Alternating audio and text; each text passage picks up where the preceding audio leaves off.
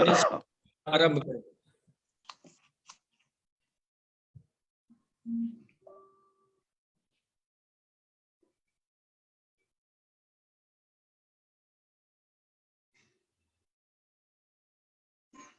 मनीष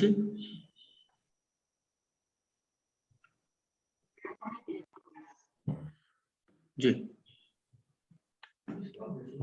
मनीष जी। हाँ, सभी को नमस्कार। राजा मानसिंह तोमर संगीत एवं कला विश्वविद्यालय ग्वालियर द्वारा गत कई माहों से जारी राष्ट्रीय व्याख्यानमाला की सीरीज में आज हम अपने 6वें सोपान पर हैं।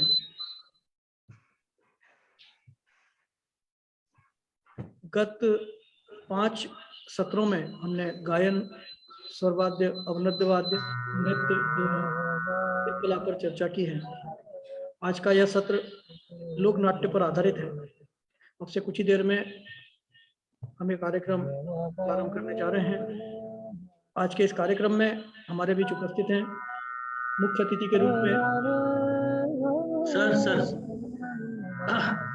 जो भी स्कॉलर जुड़े हुए हैं कृपया अपना माइक म्यूट कीजिए। जितने भी स्टूडेंट्स हैं अपना माइक म्यूट कीजिए प्लीज। जी सर, क्षमा चाहता हूं। मनीष जी। भारतीय संस्कृति की संवाद हमारी लोक कलाएं, जिसके अंतर्गत आज लोक नाट्य विषय पर एकत्रित हुए हैं। मुख्य अतिथि के रूप में उपस्थित हैं प्रख्यात रंगकर्मी, नाटककार, पद्मश्री आदरणीय श्री दया प्रकाश सिन्हा जी। हम आपको नमस्कार करते हैं सर, और आपका इस नमस्कार जी। आज के इस कार्यक्रम की, इस वेबिनार की अध्यक्षता कर रहे हैं हमारे विश्वविद्यालय के माननीय कुलपति प्रोफेसर पंडित साहित्य कुमार नाहर सर। आपका भी नमस्कार और आपको भी प्रणाम। आपका भी स्वागत सर। लोक नाट्य विषय पर हमारे शोधार्थियों, विद्यार्थियों के लिए 2 देश के वरिष्ठ वक्ता हमारे बीच उपस्थित हैं, आदरणीय श्री सुरेश शर्मा सर एवं आदरणीय श्री राजीव वर्मा जी। आप दोनों का भी इस वेबिनार में, इस हमारे विश्वविद्यालय परिवार में, इस कार्यक्रम में आपका स्वागत है। आज के इस कार्यक्रम को आगे बढ़ाने के लिए मेरे साथ हमारे विश्वविद्यालय के नाट्य विभाग के प्रभारी विभागाध्यक्ष डॉक्टर हिमांशु द्विवेदी जी भी साथ में हैं। मेरे साथ इस कार्यक्रम को संचालित करेंगे। कार्यक्रम में हमारे बीच उपस्थित हैं प्रभारी कुल सचिव डॉक्टर सुनील पावती जी, हमारे विश्वविद्यालय के प्राध्यापकगण, जिनमें कि मैं डॉक्टर अंजना झा जी को देख पा रहा हूँ, डॉक्टर पारुल दीक्षित जी हैं, हिमांशु द्विवेदी जी हैं। इन सभी के साथ हम इस कार्यक्रम को प्रारंभ कर रहे हैं। डॉक्टर हिमांशु द्विवेदी जी, इस कार्यक्रम की संक्षिप्त रूपरेखा के लिए अब मैं आपको आमंत्रित करता हूँ। कृपया आज के इस कार्यक्रम के संबंध में संक्षिप्त परिचय दें, जिससे इस कार्यक्रम को आगे बढ़ाया जाए। डॉक्टर हिमांशु द्विवेदी। बहुत बहुत धन्यवाद आदरणीय मनीष सर। सर्वप्रथम सभी गुणी जनों को प्रणाम करता हूं, अपने गुरुओं को प्रणाम करता हूं। जैसा कि आपको विदित है कि राजा मानसिंह तोमर संगीत एवं कला विश्वविद्यालय के राष्ट्रीय व्याख्यानमाला के इस 6वें पुष्प में आज का विषय है लोक नाट्य, भारतीय संस्कृति की संवाहक हमारी लोक कलाएं। और आज इस अनूठे विषय पर हमारे बीच विराजमान है मुख्य अतिथि के रूप में परम आदरणीय रंगमंच के एक बहुत दैदीप्यमान नक्षत्र पद्मश्री श्री दया प्रकाश सिन्हा जी। हम विनम्रता के साथ आपका स्वागत, वंदन, अभिनंदन करते हैं इस विश्वविद्यालय परिवार में। साथ ही मुख्य वक्ता के रूप में विराजमान है मेरे परम आदरणीय सर गुरुजी प्रोफेसर सुरेश शर्मा जी, जो रंगमंच में बहुत उत्कृष्ट लेवल के व्यक्तित्व के धनी है। वर्तमान में निदेशक उत्तर मध्य क्षेत्र सांस्कृतिक केंद्र प्रयागराज में आप पदस्थ हैं। मैं आपका भी संपूर्ण विश्वविद्यालय परिवार की तरफ से वंदन, अभिनंदन करता हूं। प्रणाम सर। साथ ही मुख्य वक्ता के रूप में हमारे बीच विराजमान है परम आदरणीय श्री राजीव वर्मा सर, जो प्रख्यात फिल्म कलाकार और रंगकर्मी हैं। हम आपको भी विश्वविद्यालय परिवार की तरफ से वंदन, अभिनंदन करते हैं। जैसा कि हमारे विश्वविद्यालय के परम आदरणीय माननीय कुलपति जी प्रोफेसर पंडित साहित्य कुमार नाहर जी की प्रेरणा से इस लोक नाट्य कलाओं का एक श्रृंखला शुरू हुई, और इस श्रृंखला में आज का जो पुष्प है वो लोक नाट्य है। लेकिन उससे पूर्व भारतीय संस्कृति की संवाहक हमारी लोक कलाएं, जिसमें स्वर वाद्य, लोक अवनद वाद्य, ललित कलाएं, गायन, वादन, नृत्य आदि विषयों पर यह संपूर्ण कार्यक्रम संपन्न हो चुका है और बहुत ही उत्कृष्ट लेवल पर संपन्न हुआ है। इसमें बड़े ही रंगमंच और कला, नृत्य, संगीत विधाओं से दैदीप्यमान नक्षत्र हमारे बीच रहे, जिनमें पंडित हरिप्रसाद चौरसिया जी, माननीय अवस्थी जी, पंडित विश्व मोहन भट्ट जी, पंडित बिरजू महाराज जी, पंडित सुरेश तलवलकर जी, पद्मश्री जी, समस्त गुणीजन उपस्थित होकर इस कार्यक्रम की शोभा को बढ़ाया है। और आज इस क्रम में माननीय कुलपति जी की प्रेरणा से हमारे बीच रंगमंच जगत के ऐसे 3 नक्षत्र विराजमान हैं, जिनको सुनना प्रत्येक रंगकर्मी के लिए गौरव की बात होती है। इसी क्रम में मैं पुनः आप सभी का वंदन अभिनंदन करते हुए अधिक समय ना लेते हुए, क्योंकि कार्यक्रम में आपको सुनना हमारे लिए सर्वोपरि है, इसलिए मैं मनीष जी से अनुरोध करता हूं कि कार्यक्रम की अगली रूपरेखा को बढ़ाएं। मनीष जी। बहुत बहुत धन्यवाद हिमांशु जी। कार्यक्रम में हमारे बीच उपस्थित हैं, अध्यक्षता कर रहे हैं हमारे विश्वविद्यालय के माननीय कुलपति प्रोफेसर पंडित साहित्य कुमार नाहर सर। आपसे निवेदन है कि कृपया आज के हमारे गणमान्य अतिथियों के एवं हमारे जितने भी दर्शक और हमारे इस फेसबुक पेज पर जितने भी कला रसिक जुड़े हुए हैं, उनके सम्मान में 2 शब्द कहें। आदरणीय प्रोफेसर पंडित साहित्य कुमार। सुप्रभातम, प्रेम नमस्कार, स्वागत। जैसा कि अभी आज के इस आभासीय मंच पर आयोजित कार्यक्रम के बारे में श्री मनीष जी ने और डॉक्टर हिमांशु जी ने बताया, राजा मान सिंह तोमर संगीत एवं कला विश्वविद्यालय ग्वालियर न केवल मध्य प्रदेश का अपितु हमारे देश का एक बड़ा ही प्रतिष्ठित संस्थान है, जहां आप सभी अवगत हैं संगीत, नृत्य, स्वर वाद्य, ताल वाद्य, नृत्य में भी नृत्य, भरतनाट्यम, ललित कलाओं के सभी आयाम और रंगमंच एवं नाट्य की व्यवस्था। मैं इस विश्वविद्यालय में विगत 14-15 महीने से सेवा कर रहा हूं। मैं मूलतः इलाहाबाद विश्वविद्यालय के संगीत विभाग में प्रोफेसर और अध्यापन के बाद यहाँ आया हूँ। ये मेरे लिए परम सौभाग्य की बात है। आज के आयोजन के लिए बड़े सहृदयता से और सहजता से हमारे मुख्य माननीय पद्मश्री श्री दया प्रकाश सिन्हा जी, उत्तर मध्य क्षेत्र सांस्कृतिक केंद्र के निदेशक भाई श्री सुरेश शर्मा जी और माननीय राजीव वर्मा जी मेरे आग्रह को स्वीकार करके वो आज यहाँ उपस्थित हैं और हम सभी उनके ज्ञान, अनुभव और सभी प्रकार के बातों से हम लोग लाभान्वित होंगे। मैं विश्वविद्यालय परिवार की ओर से आप सभी गुणीजनों का बहुत बहुत स्वागत करता हूं।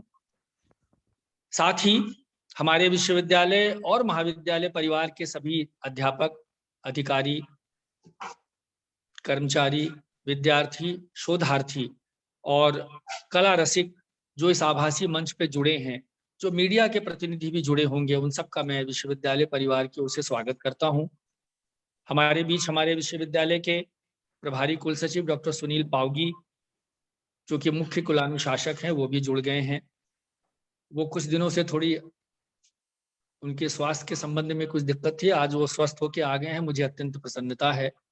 सूत्र संचालन कर रहे श्री मनीष करवड़े, डॉक्टर हिमांशु द्विवेदी, मैं और बाकी कार्यक्रम की जानकारी आपको मिल ही चुकी है कि ये हमारा छठा पुष्प है।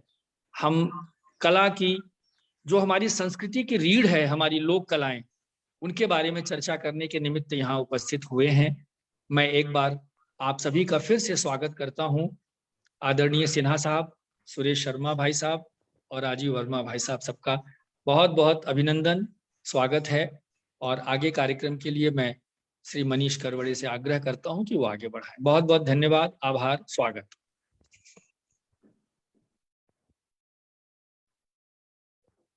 बहुत धन्यवाद सर। आज के इस कार्यक्रम को आगे ले जाते हुए अब हम हमारे आज की वेबिनार के मुख्य अतिथि आदरणीय पद्मश्री दया प्रकाश सिन्हा सर का मैं पहले परिचय वाचन, उसके पश्चात मैं उन्हें ससम्मान मंच सौंपूंगा कि वे अपने आशीर्वचनों से हमें अनुग्रहित करें। आदरणीय श्री दया प्रकाश सिन्हा सर। वरिष्ठ रंगकर्मी दया प्रकाश सिन्हा जी आज हिंदी के श्रेष्ठतम नाटककारों में जाने जाते हैं। आपके नाटकों की साहित्यिक समीक्षक तथा कला समीक्षक समान रूप से प्रशंसा करते हैं। रंगमंच के क्षेत्र में आपके उत्कृष्ट अवदान के लिए आपको भारत सरकार द्वारा पद्मश्री सम्मान से विभूषित किया गया है। साथ ही आपको पूर्व प्रधानमंत्री श्री अटल बिहारी वाजपेयी जी द्वारा लोहिया सम्मान तथा पूर्व मंत्री डॉक्टर मुरली मनोहर जोशी जी द्वारा साहित्य भूषण सम्मान, पूर्व राष्ट्रपति श्री प्रणब मुखर्जी जी द्वारा सरदार वल्लभ भाई पटेल सम्मान आदि भी अलंकृत किए जा चुके हैं। केंद्रीय संगीत नाटक अकादमी नई दिल्ली के राष्ट्रीय पुरस्कार अकादमी अवार्ड से भी नाट्य लेखन के लिए आप विभूषित हो चुके हैं। इसके अतिरिक्त देश की दर्जनों विभिन्न प्रदेशों की संस्थाओं उनको उनके उत्कृष्ट नाट्य लेखन के लिए सम्मानित कर चुके हैं। दया प्रकाश सिन्हा जी के नाटकों का अपनी उत्कृष्टता के कारण विगत 30 वर्षों में अनेक विश्वविद्यालयों के पाठ्यक्रमों में भी समावेश हुआ है। उनके अनेक नाटक लगभग 10 विश्वविद्यालयों के पाठ्यक्रमों में समाहित हैं। आपके नाटकों पर केरल, कश्मीर, गुजरात, राजस्थान, पश्चिम बंगाल, मध्य प्रदेश, हरियाणा, दिल्ली आदि के विश्वविद्यालयों में अध्येता पीएचडी के लिए शोधार्थी शोध कार्य कर चुके हैं। अनेक सम्मानों से सम्मानित आदरणीय श्री दया प्रकाश सिन्हा सर आज हमारे बीच मुख्य अतिथि के रूप में उपस्थित हैं। आपके द्वारा प्रकाशित अनेक नाटक हैं, जिसमें मुख्य नाटकों को मैं यहाँ उल्लेखित करना चाहता हूँ।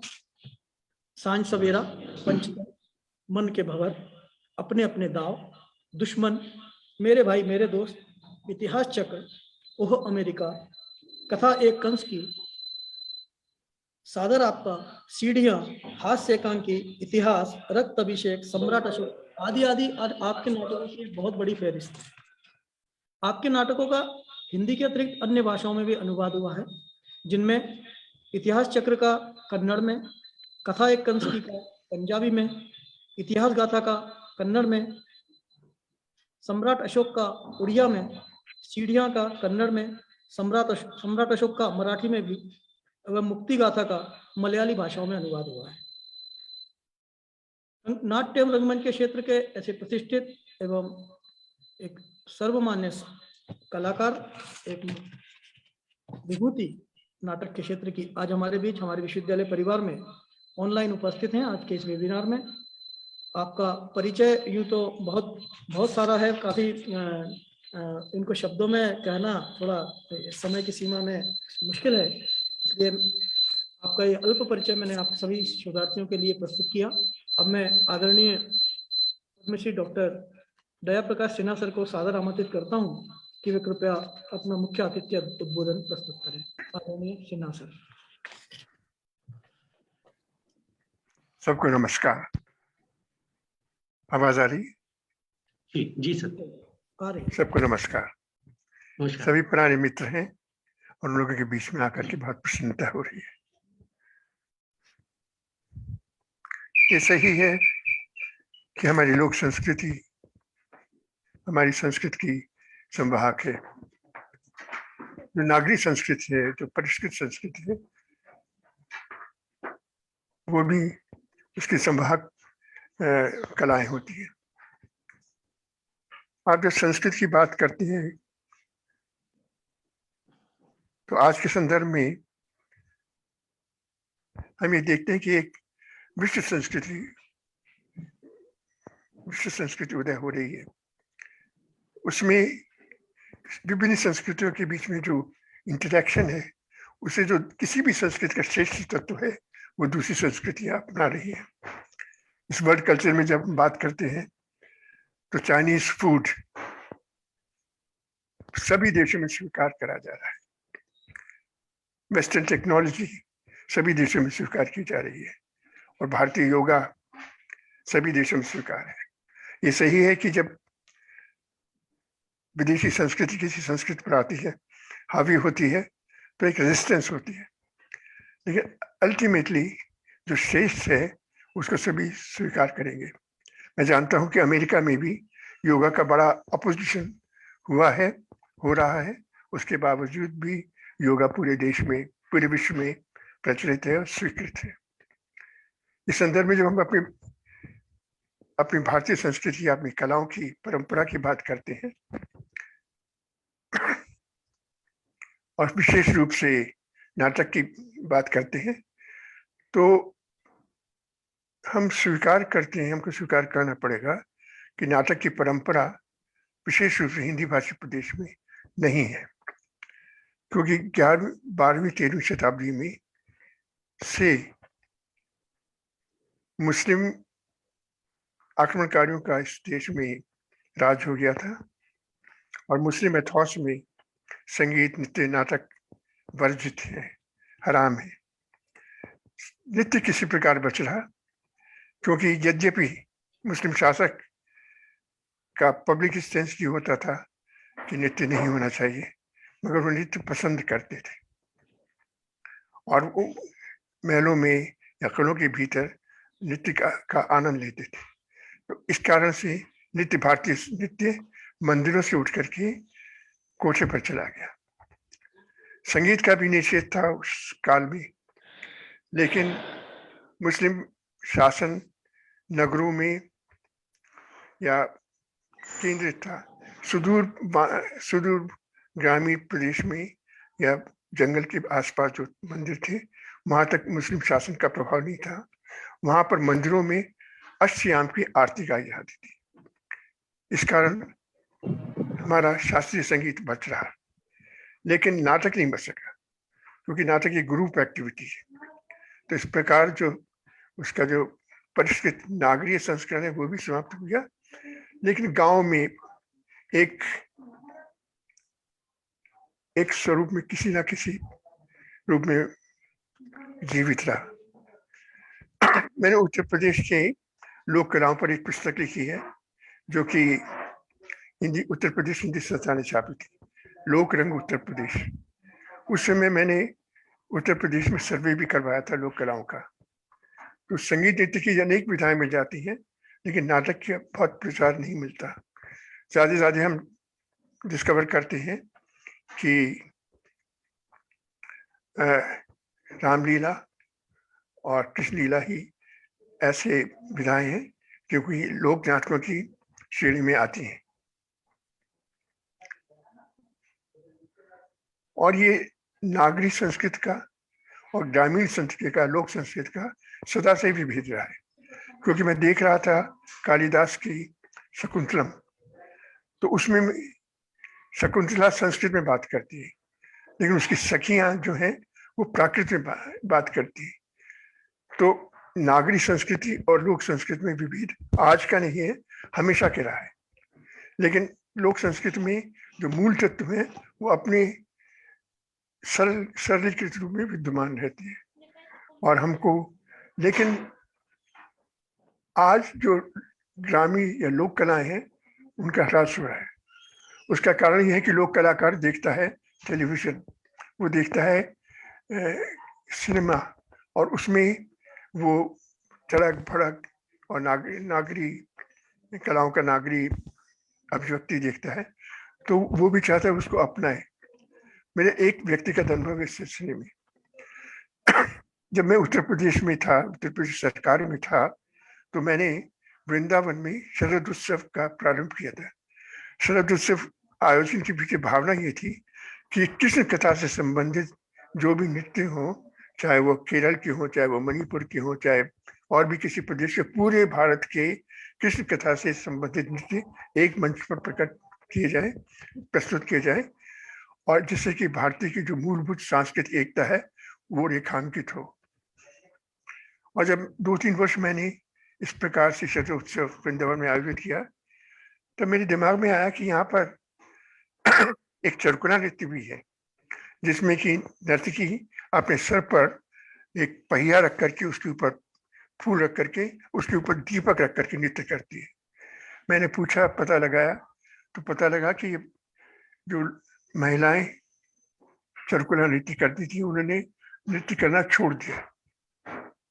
उनको लगा कि उनके नृत्य की कोई वैल्यू नहीं है, अब तो शहरी नृत्य ही सब कुछ है। तो मैंने उनको बुलाने की कोशिश करी कि आप आइए, तो उन्होंने कहा कि हमारी स्त्रियां जो हैं पतुड़ियाँ नहीं है जो सार्वजनिक मंच पर नृत्य करें, और हम लोग नृत्य करेंगे, हमने छोड़ दिया, हम लोग जो नृत्य करते हैं घर आंगन में करते हैं। तो मैंने उनसे कहा कि हम जो आयोजन कर रहे हैं मंदिर के प्रांगण में कर रहे हैं, इसके पीछे आध्यात्मिकता है, श्रद्धा है, आप आइए नृत्य कीजिए। तो एक महिला किसी तरह से तैयार हो गई और हमने चरकुला नृत्य वृंदावन शरद उत्सव में प्रस्तुत किया।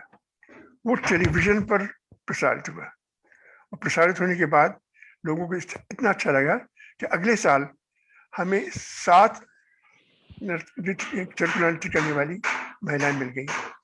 उससे निष्कर्ष जो मैंने निकाला वो था कि जो लोक संस्कृति, लोक कलाकार हैं, उनमें एक हीनता की भावना आ गई है। यदि उनको अपनी कला के प्रति विश्वास जागृत करा जाए तो वो फिर से इनकी कला का वो पुनः जागरण हो सकेगा। तो किसी प्रकार से विश्वास हो उनमें कि वो सम्माननीय है, वो हीन नहीं है नागरिक संस्कृति से। ये सही है कि आज जो मीडिया है, जो प्रचार है, प्रसार है, जो टेक्नोलॉजी है, उसकी वजह से जो नागरिक संस्कृति या नागरिक कला का प्रचार प्रसार अधिक है। लेकिन अगर लोक संस्कृति के कलाकारों में उनकी अपनी कला के प्रति विश्वास जागृत करा जाए, सम्मान जागृत करा जाए अपनी कला के प्रति, तो वो रिवाइव होगी और वो देश के लिए अच्छी होगी। देखिए ना, आज की संस्कृति में लोक भाषाएं समाप्त हो रही है। मैं बहुत से लोगों को जानता हूं जिनके परिवार में एक जनरेशन पहले तक अवधी या भोजपुरी बोली जाती थी। अब उनके नई जनरेशन के बच्चे अवधी या लोग भोजपुरी नहीं बोल पाते। लेकिन यदि उनको अपनी भाषा के, अपनी मूल भाषा के प्रति सम्मान का भाव उनमें जागृत किया जाए तो ये कलाएं, लोक कलाएं रिवाइव हो सकती है। और लोक कलाएं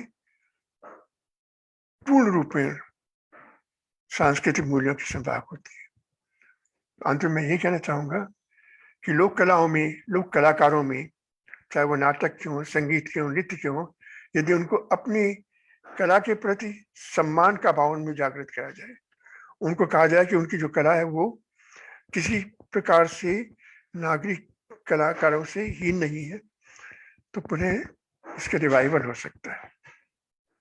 और आपका विश्वविद्यालय इस दिशा में सजग है, तो मैं समझता हूँ कि इस कार्य में आपके विश्वविद्यालय की बहुत ही महत्वपूर्ण भूमिका होगी। धन्यवाद। बहुत बहुत धन्यवाद सर। अभी हम सुन रहे थे आज के इस व्याख्यान सत्र के मुख्य अतिथि आदरणीय पद्मश्री दया प्रकाश सिन्हा जी का उद्बोधन। कार्यक्रम को आगे बढ़ाते हुए डॉक्टर हिमांशु द्विवेदी जी से अनुरोध है कि वे कृपया आज के हमारे प्रथम वक्ता श्री सुरेश शर्मा जी के परिचय वाचन को प्रस्तुत करें। उसके पश्चात उन्हें ससम्मान आमंत्रित करें कि वे अपना उद्बोधन प्रस्तुत कर सकें। बहुत बहुत धन्यवाद आदरणीय मनीष जी। सर्वप्रथम सिन्हा सर ने बहुत ही अद्भुत बात कही। निश्चित रूप से हमें आज उन कलाकारों के बीच में, उन लोक कलाकारों के लिए उनके अंदर एक स्वाभिमान और आत्मसम्मान की भावनाओं को जागृत करना पड़ेगा। और इसके लिए आपने हमारे विश्वविद्यालय के लिए जो कॉम्प्लीमेंट दिया उसके लिए भी हम आपके कृतार्थ धनी हैं कि निश्चित रूप से हम अपने माननीय कुलपति जी के मार्गदर्शन में उन लोक कलाओं, विशेष रूप से लोक नाट्य और अन्य कलाओं के संरक्षण संवर्धन हेतु भी कार्य कर रहे हैं। बहुत बहुत धन्यवाद सर। कार्यक्रम में मुख्य वक्ता के रूप में आज हमारे बीच विराजमान है प्रोफेसर सुरेश शर्मा जी। मैं उनके बारे में क्या कहूँ, सिर्फ इतना कहूंगा कि सबसे पहले तो वो मेरे गुरु जी हैं। मैं उनसे मैंने रंगमंच की शिक्षा ग्रहण की है, इसलिए मैं पहले आपको प्रणाम करता हूं और अपने आप को अभिभूत महसूस करता हूं कि आप इस विश्वविद्यालय के कम से कम इस माध्यम पे आ पाए, क्योंकि आपकी व्यस्तता के कारण बीच में कोविड हो गया, इसलिए हम बुला नहीं पाए। बहुत समय से प्रयासरत थे, लेकिन देर आए दुरुस्त आए गुरु जी।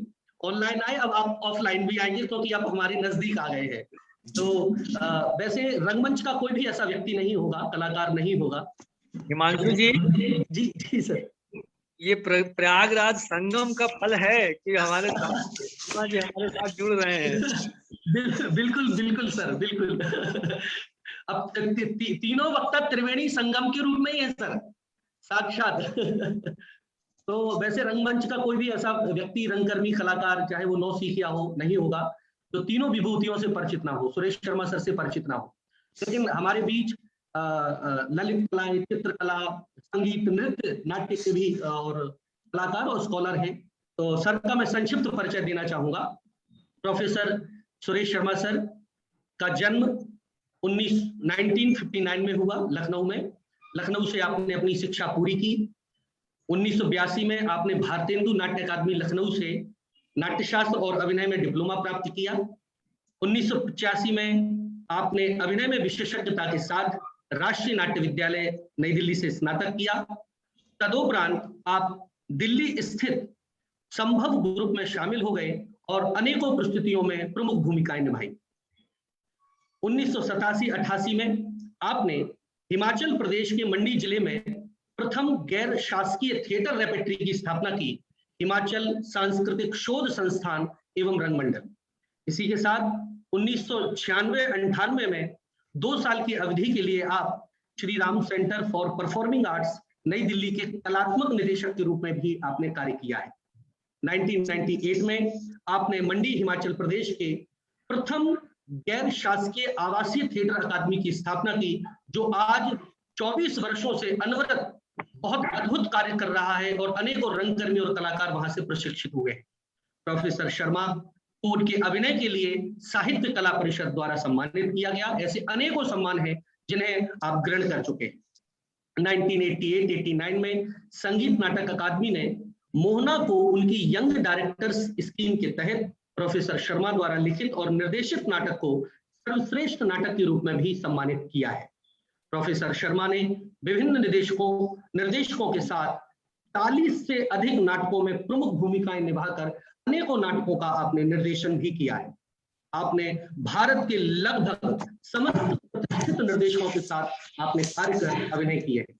आपके द्वारा अनेकों पुस्तकों का लेखन किया है, जिनमें बहुत प्रसिद्ध और प्रख्यात पुस्तक स्टेनिस्लावस्की के अभिनय सिद्धांत शीर्षक के तहत स्टेनिस्लावस्की सिस्टम पुस्तक पर आपका पहला हिंदी अनुवाद है। प्रोफेसर शर्मा जी 1999 से अनवरत राष्ट्रीय नाट्य विद्यालय रंगमंडल के प्रमुख रहे और वहां पर आपने अद्भुत कार्य किया। जितना मैं बताऊं उतना कम है। अनेकों नाटकों का निर्देशन, नाट्य संकलन और रेपेट्री के द्वारा जितने भी नाट्य किए गए उनका भी संकलन कर आपने प्रकाशित करवाया। इसके बाद आप राष्ट्रीय नाट्य विद्यालय के प्रमुख रहे और वर्तमान में आप उत्तर मध्य क्षेत्र सांस्कृतिक केंद्र प्रयागराज में निदेशक के पद पर कार्यरत हैं और अपनी सेवाएं दे रहे हैं। ऐसे महान रंगकर्मी जिनका एक लंबा जीवन वृत्त रहा है, लंबा कार्य का अनुभव रहा है, रंगमंच के क्षेत्र में बहुत कार्य किया है। हम संपूर्ण विश्वविद्यालय परिवार की तरफ से सर्वप्रथम आपका स्वागत, वंदन, अभिनंदन करते हुए बहुत ही विनम्रता पूर्वक आग्रह करते हैं कि इस विषय पर हम सभी को अभिभूत करने की कृपा करें। Professor Suresh Sharma sir. धन्यवाद हिमांशु। सर्वप्रथम मैं प्रणाम करता हूं अपने गुरु परम आदरणीय डीपी सिन्हा साहब का, कुलपति महोदय का, अपने राजीव भाई हमारे साथ जुड़े हुए हैं, हिमांशु जो कि मेरे अपने छात्र रहे हैं, और समस्त विश्वविद्यालय के समस्त प्राध्यापकों, अध्यापकों, प्रोफेसरों, छात्रों को, सभी को मैं प्रणाम करता हूं, नमन करता हूं। जैसा कि परम आदरणीय डीपी सिन्हा साहब जी ने लोक नाट्य परंपरा के बारे में, लोक कलाओं के बारे में अपने विचार रखे, उससे मैं पूर्णतः अपने को सहमत पाता हूं।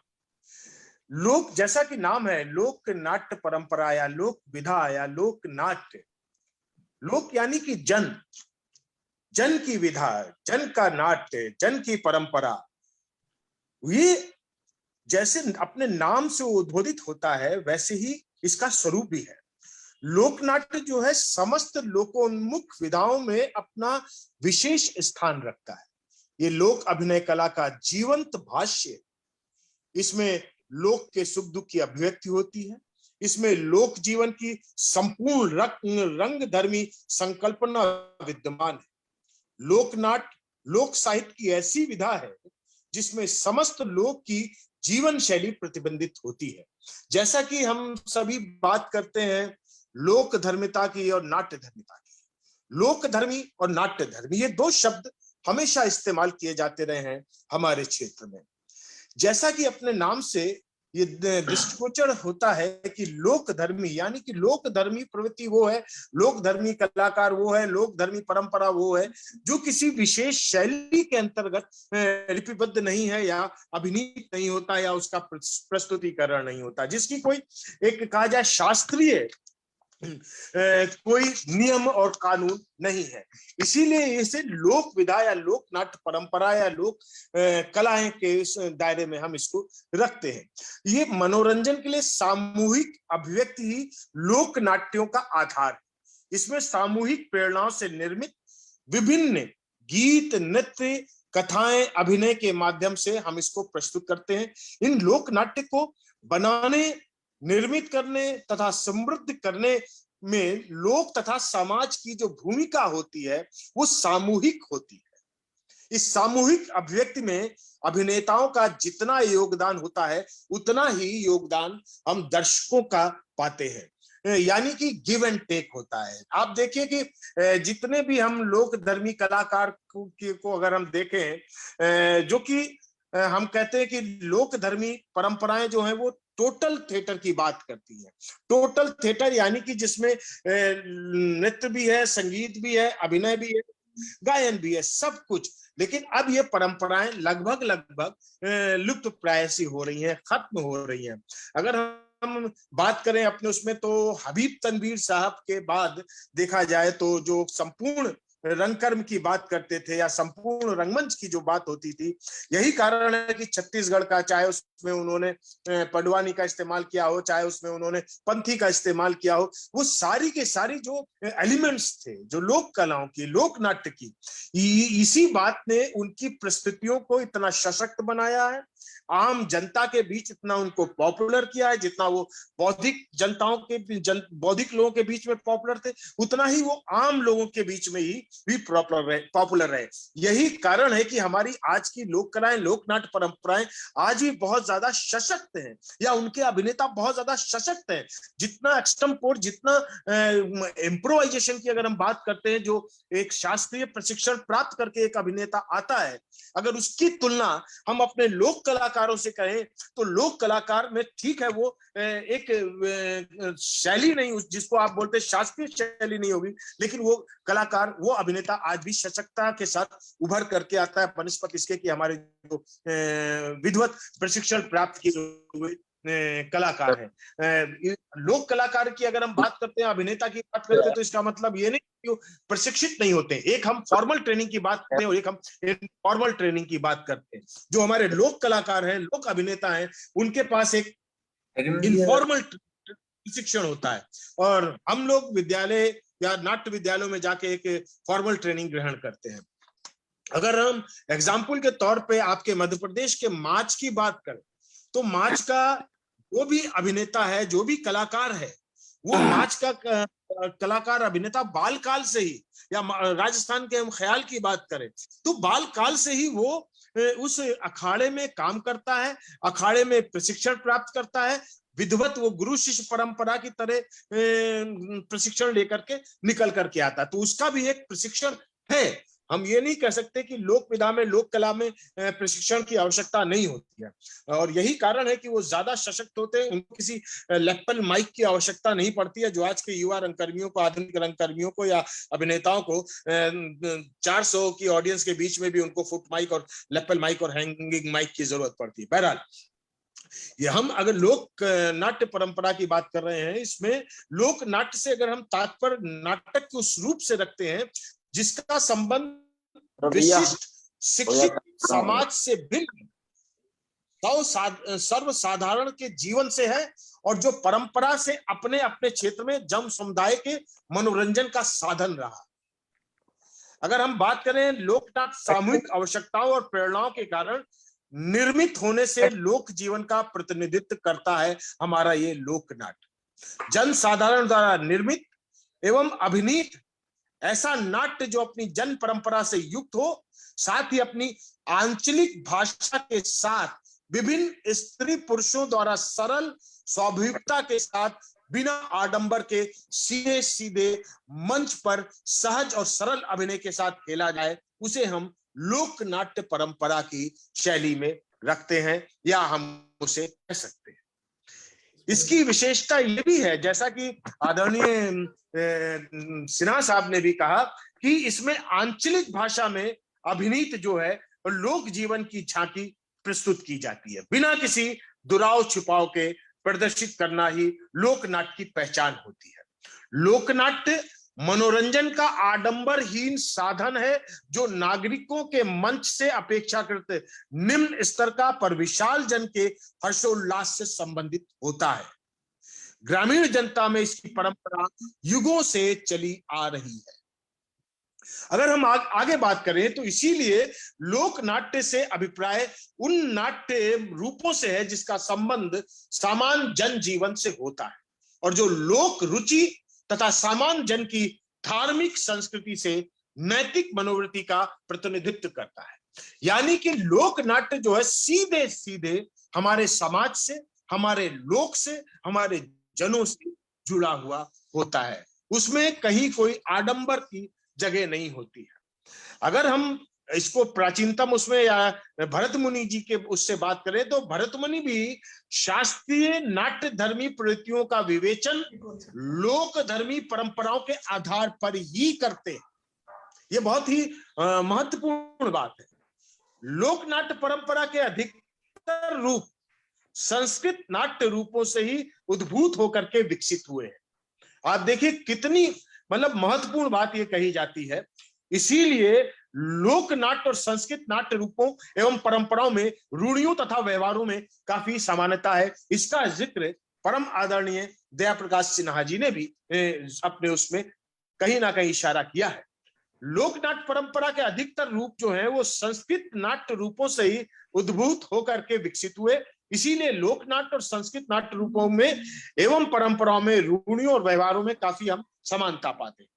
नाट्य परंपरा ही बाद में, जो संस्कृत नाट्य परंपरा थी वो बाद में लोक नाट्य के विभिन्न रूपों में रूपांतरित होकर के जीवित रही, क्योंकि जैसा कि आदरणीय डीपी सिन्हा साहब ने भी कहा कि बीच में जो एक काल आया जहां पे हमारी ये संस्कृत नाट्य परंपरा डगमगाई और संस्कृत नाट्य परंपरा जो है वो कहीं ना कहीं बीच में उसका खंडन हुआ है। उसमें को अगर जीवित रखा है तो कहीं ना कहीं वो हमारी लोक परंपराओं ने, लोक नाट्य विधाओं ने ही उनको जीवित रखा हुआ है।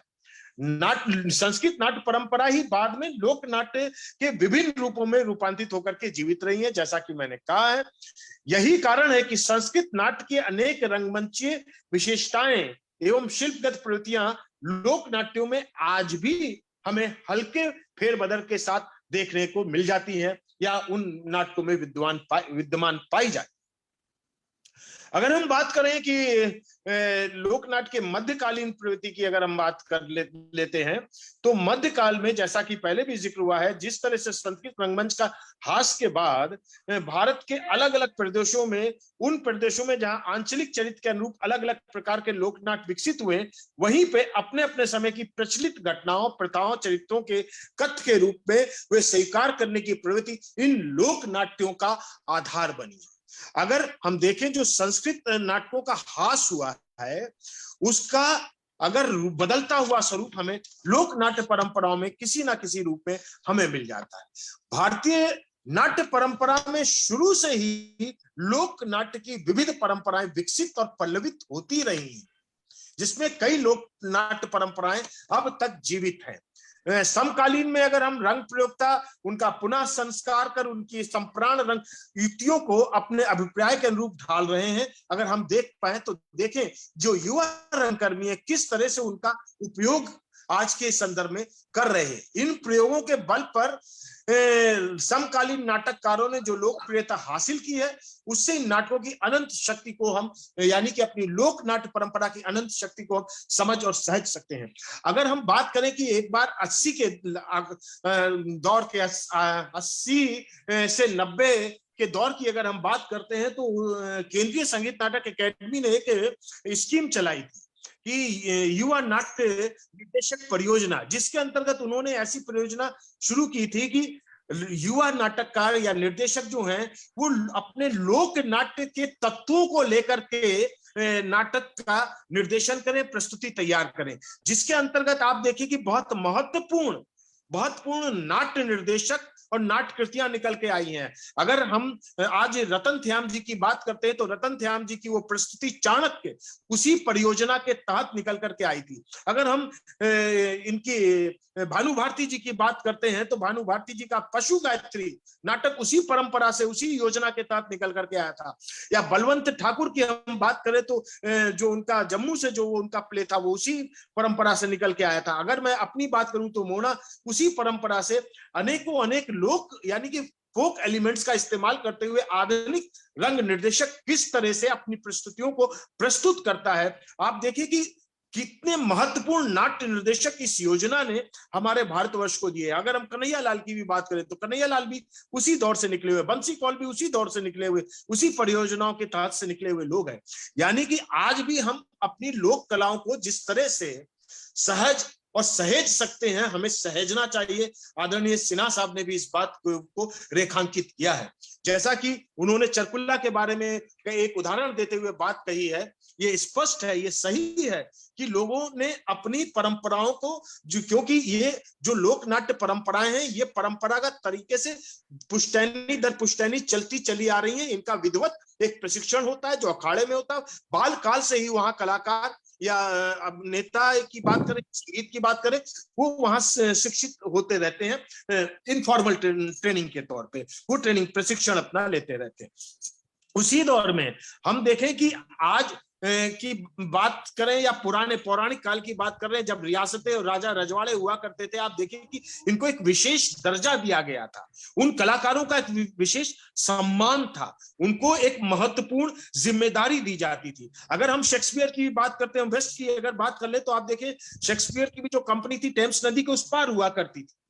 उसी तरह से हमारे जो ये कलाकार होते हैं लोक विधाओं से, लोक कलाओं से और लोक नाट्य के, इनका भी एक रियासत में या कस्बे में या शहर में एक अलग मोहल्ला या टोला निश्चित कर दिया जाता था। ये वहां पे हुआ करते थे और विशेष महोत्सव पे, विशेष मेले ठेलों के बीच में इनको आमंत्रित किया जाता था।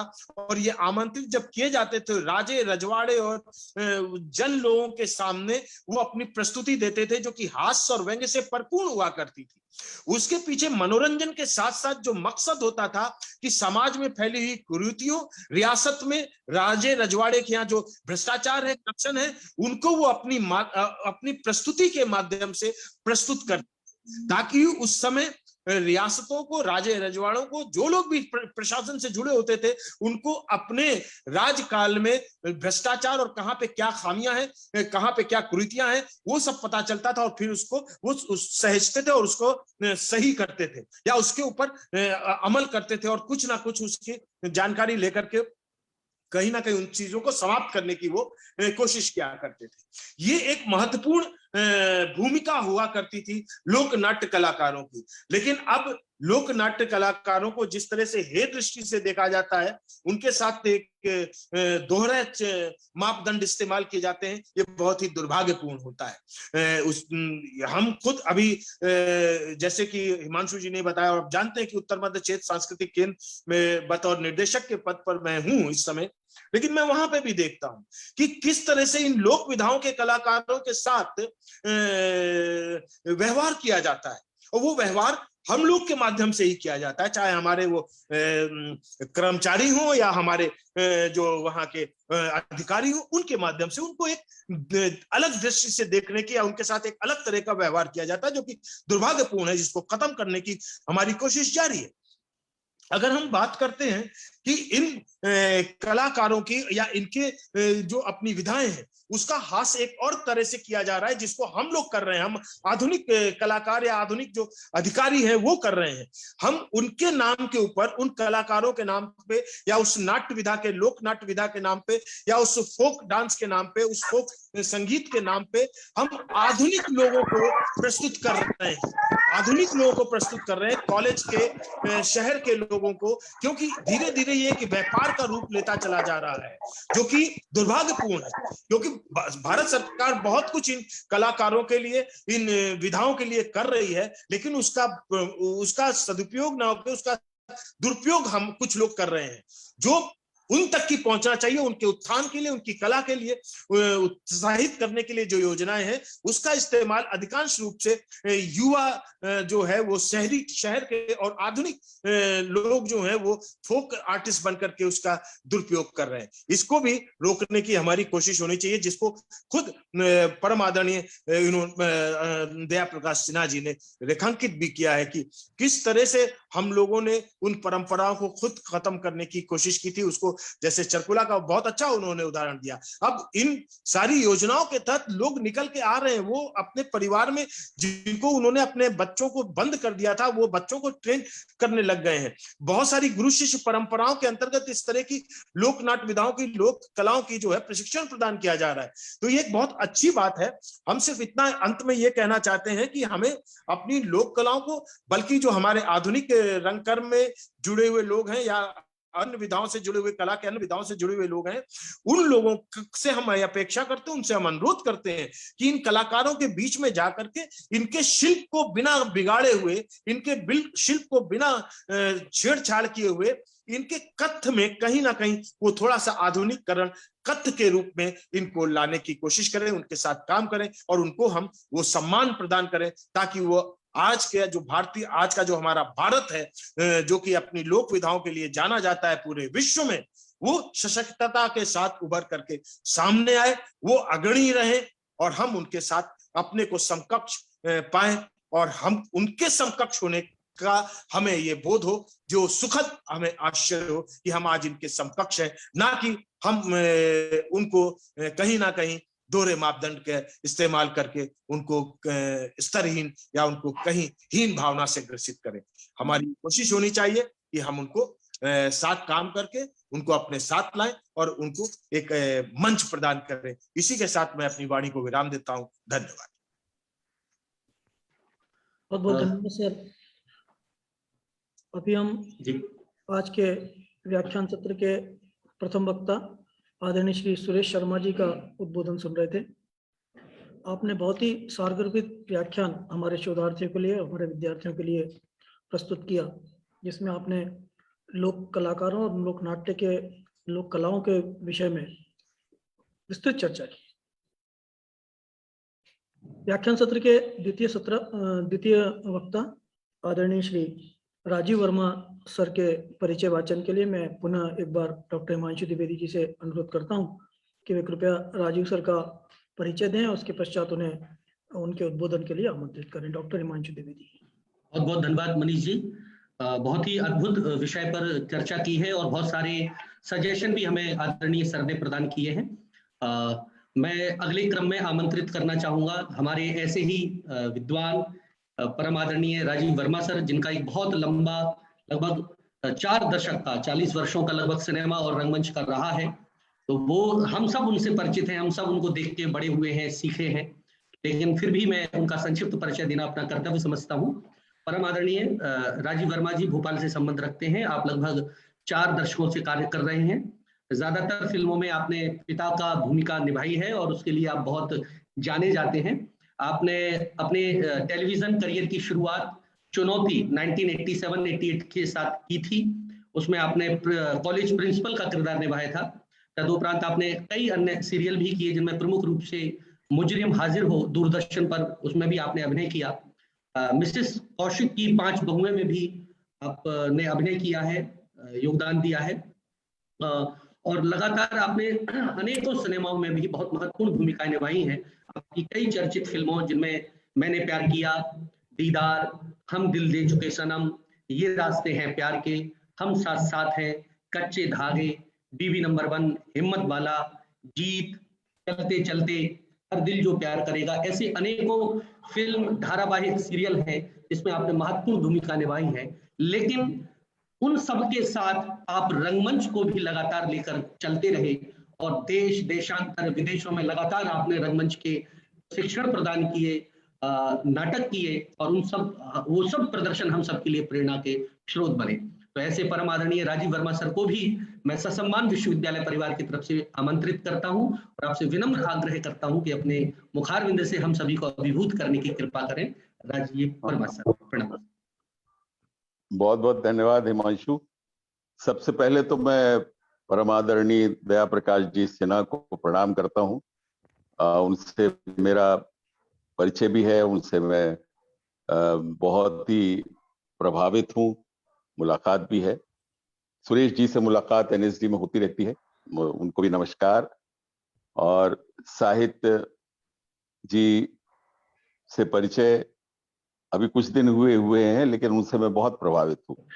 हिमांशु का तो मैंने वक्तव्य भी सुना है और मैंने कहा भी कि इतने बड़े विद्वानों के बीच में दया प्रकाश जी और सुरेश जी के बीच में मुझे बोलना, क्योंकि मेरा बहुत कोई ज्यादा परिचय नहीं है इस तरह से लोकनाट्यों से। हालांकि रंगमंच से मेरा परिचय बचपन से है और जैसा कि कहा कि रामलीला से ही मेरी एक तरीके से मंच पर शुरुआत हुई थी। वानर सेना बहुत छोटा था मैं, 6-7 साल, और तब से मैं रामलीला से बहुत ही ज्यादा एक तरीके से प्रभावित होकर और उससे प्रोत्साहित होकर मैं धीरे धीरे रंगमंच की तरफ कदम बढ़ाता रहा। आकाशवाणी ड्रामा और फिर उसके बाद स्कूल कॉलेज से होते होते लगातार हम नाट्य विधा से जुड़ते रहे। हालांकि हमेशा यही लगता था कि नाटक को समझना जो है वो एक तरीके से एक बहुत लेट मेरी एंट्री हुई है समझने वाली। अदरवाइज मंच पर जाकर तालियां बटोरना और वाही बटोरना तो सब कर लेते हैं। मुझे लगता है कि 1973 में कारण जी के मार्गदर्शन में मैंने जो 2 या 3 महीने की वर्कशॉप की थी, तब से मेरा नाटक से परिचय हुआ था। और ये लोक नाट्य या लोक कलाओं की जो बात हो रही है वो मेरे ख्याल में उनके साथ ही मेरे अंदर प्रवेश किया है कि उनके साथ जो प्रशिक्षण हुआ और उनके साथ जो हम लोगों ने नाटक किए, एक मणि मधुकर का रसगंधर्व हमने किया था, उसमें उन्होंने वो नोट लोक शैली का इस्तेमाल किया था। और वो हालांकि बहुत पढ़ते पढ़ते करते करते बहुत बाद में समझ में आया कि ये नाटक क्या है और ये शैली क्या है और इसका क्या हमारे भारतीय संस्कृति से है। मेरा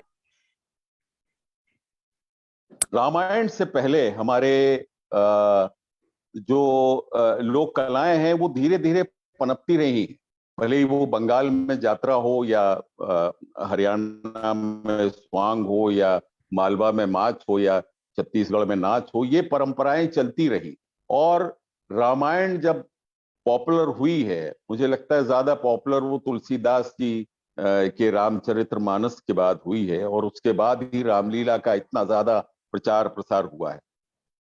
मुस्लिम काल में भले ही संस्कृत नाटक हमारे कम हो गए थे, उनका प्रभाव जो था वो कम होता गया, लेकिन रामायण जो थी उसने हमारी लोक कलाओं को बहुत जीवित रखा है, ऐसा मैं समझता हूं। और अभी भी सुनते हैं कि यूपी में जो रामनगर की रामलीला होती है उसका बड़ा मेरा मन भी है देखने का।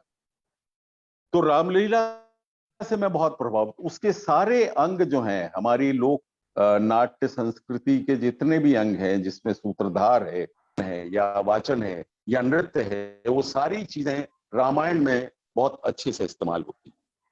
और रामायण भी अलग अलग मेरे ख्याल में प्रदेश के अलावा विदेशों में भी जो रामायण, उनके भी अलग अलग रूप है।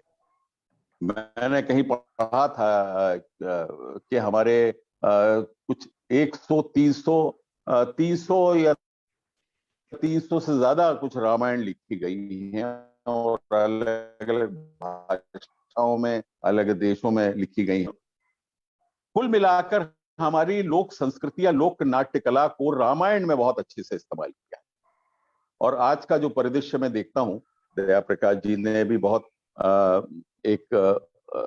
अपना एक विचार जो प्रकट किया है उससे भी मैं बहुत ज्यादा सहमत हूं। सुरेश जी तो खैर पढ़ाते भी हैं और ज्ञाता भी हैं, बहुत मेरा ज्ञान उतना नहीं है, लेकिन मैं ये समझता हूं, जो मैं देखता हूं कि आजकल का जो नाटक है उसमें एक बहुत सही बात सुरेश जी ने कही है कि मैं उससे बिल्कुल सहमत हूं कि जो हमारी जो एक ग्रांट की जो एक पद्धति है शासन की, वो लोक कलाओं और लोक लोक नृत्य मंडलियों को भी दिया जाना चाहिए, बजाय इसके कि शहर की मंडलियों को, क्योंकि वो उसका एक तरीके से भ्रष्ट रूप, या एक तरीके से एक, जिसको मैं नहीं कह सकता कि वो उसका पॉलिश रूप है, जिस तरीके से पेश की जाती है, वो सिर्फ ग्रांट लेने के लिए पेश करके खत्म कर देते, उसमें अभिनेता को तो बिल्कुल खत्म ही कर देते हैं।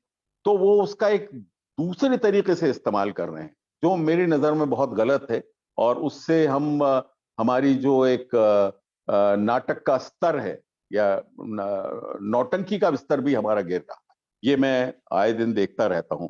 तो ये सिर्फ हमें उन नाट्य मंडलियों को देना चाहिए जो लगातार इसी काम को पारंपरिक रूप से अपने गांव में या अपने कस्बे में जहां भी कर रही हैं, उनको इस तरह की ग्रांट और इस तरह के नाटकों की ग्रांट उनको देना चाहिए।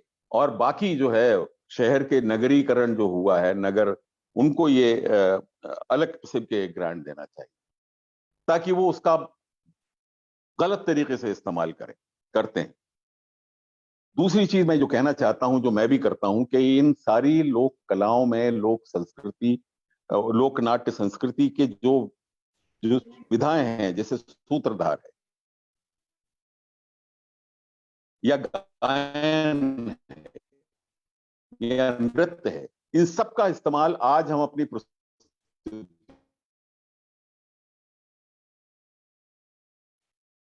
में करते हैं, और उसको हम एक एक एक तरीके से संपूर्ण नाटक देने की एक प्रयास लेते हैं, और उसमें बहुत आनंद आता है। ट्रैक और बहुत ज्यादा जो है वो उसकी एक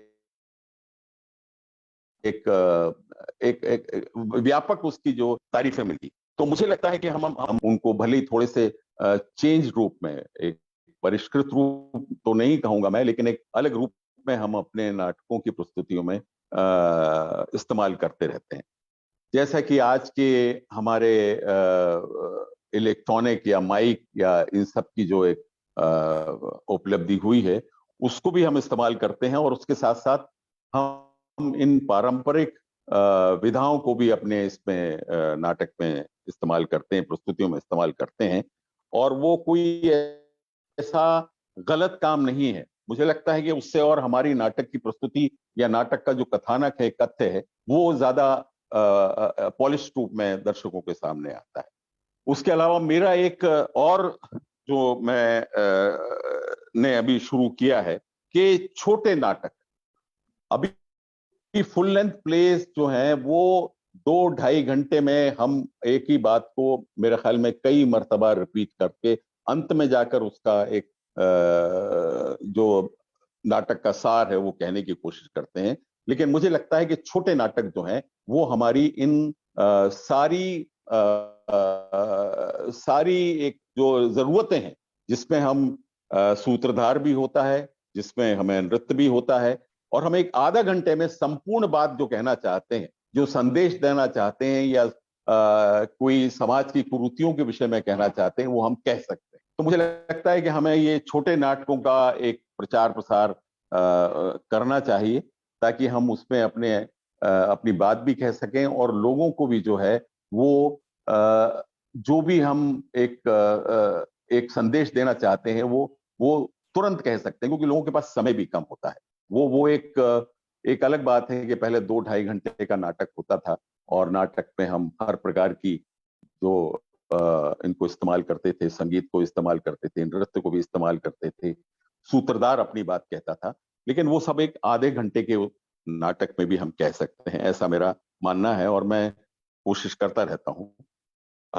इसके अलावा मैं क्या कहूं, बाकी सारी चीजें थी जो दया जी ने और सुरेश जी ने कही हैं।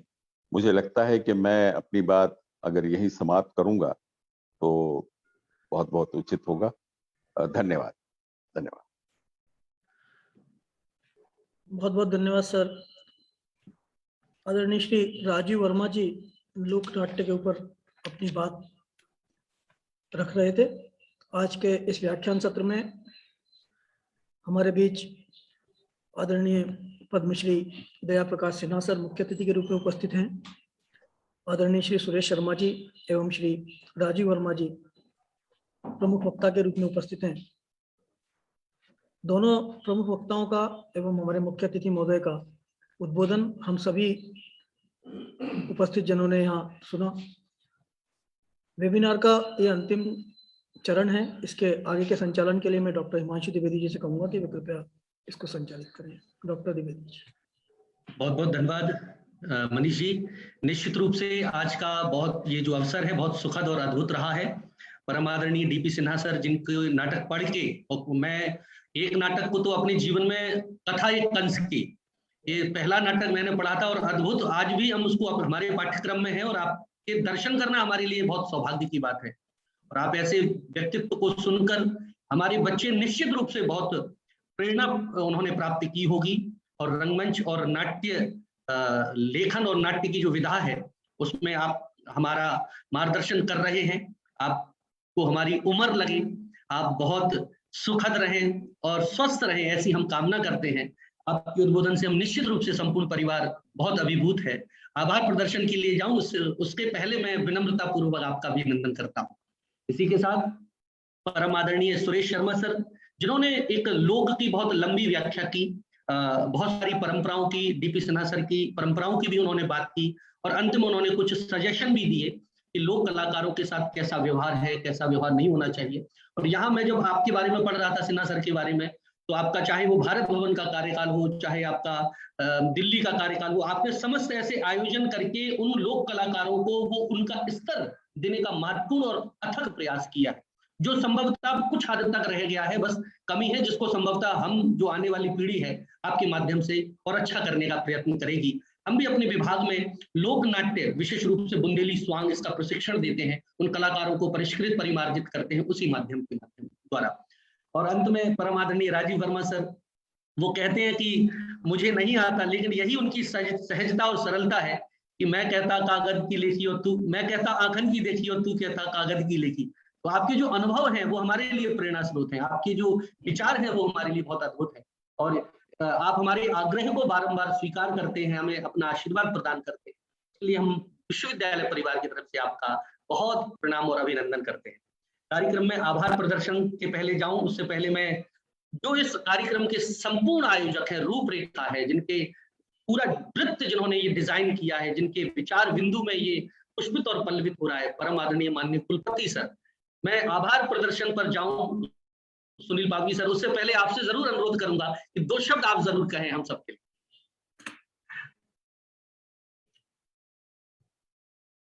वैसे तो हिमांशु जी को थैंक्स, उन्होंने मुझे इनवाइट किया। वैसे तो मैं संगीत का विद्यार्थी हूँ और सितार वादन में और गायन में और तबला में एक छोटा सा कला साधक हूँ, किंतु मेरा मानना है कि हमारे भारत की जो सांस्कृतिक परंपरा है, जो धरोहर है, उसमें जितनी भी कलाएं हैं सब आपस में अंतर संबंधित हैं। वो संगीत हो, संगीत की विभिन्न विधाएं हो, नृत्य हो, चित्रकला, मूर्ति कला और नाट्य रंगमंच, ये कहीं न कहीं मानव मन की अंतर अनुभूतियों को व्यक्त करने का माध्यम है, ईश्वरोपासना है। माध्यम अलग अलग हैं मगर इनका प्रयोजन एक है। और मुझे नहीं लगता, जैसे अगर हम किसी चित्रकला को, किसी पेंटिंग को देखें, तो उनमें से भी मुझे स्वरों के झंकार, लय की तालबद्धता, ये सब दिखती है। मूर्ति कला में वही हाल है। और नाट्य और रंगमंच तो और संगीत का तो ऐसा अन्योन्याश्रय संबंध है कि संगीत की ध्वनि से, रिदम से, और जो काकू होता है हमारे डायलॉग एक्सप्रेशन में, जो नाट्य रंगमंच में, सभी आबद्ध हैं। ये बिल्कुल सही बात है कि माननीय दया प्रकाश सिन्हा जी, मुझे कहते संकोच नहीं है, माननीय श्री सुरेश शर्मा जी और माननीय श्री राजीव वर्मा जी से केवल और केवल मेरी टेलीफोनिक टॉक होती रही है, किंतु मैं आह्लादित हूं कि आपने मेरे आग्रह को, और राजीव वर्मा जी ने कहा कि मैं साहित्य जी से प्रभावित हूं, ये उनका बड़प्पन है उनके हृदय की उदारता है कि टेलीफोनिक टॉक से भी वो प्रभावित हैं। मैं तो यहाँ सेवा में मध्य प्रदेश में आया हूँ और परंपरागत संगीतज्ञ परिवार से संबंधित हूँ। हमारे गुरु पिता पंडित प्रहलाद प्रसाद मिश्रा जी, पंडित रामाश्रय झा जी, ऐसे सरीखे विद्वानों का मुझे सत्संग और सानिध्य मिला है, तो मैं क्या कहूँ।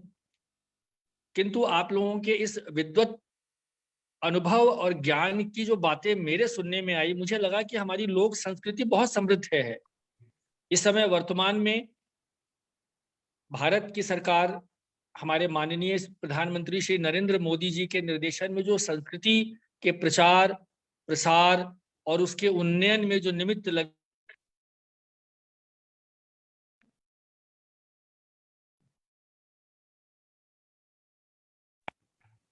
आवाज आ रही है? हमें इस सभी कार्य में हम लोगों को मिलजुल के इसमें प्रयत्न करना है। मैं पुनः आप सभी का स्वागत करता हूं और आप सभी के प्रति विश्वविद्यालय परिवार की ओर से प्रणाम निवेदित करते हुए मैं डॉक्टर हिमांशु द्विवेदी को माइक्रोफोन सौंपता हूं। बहुत बहुत धन्यवाद परमादरणीय माननीय कुलपति सर। और अब मैं कार्यक्रम के अंतिम बेला पर विश्वविद्यालय के माननीय कुलसचिव जी डॉक्टर सुनील पागजी जी से विनम्रता पूर्वक आग्रह करता हूं इस कार्यक्रम में आभार प्रदर्शन करने की कृपा करें। सभी का नमस्कार और स्वागत है।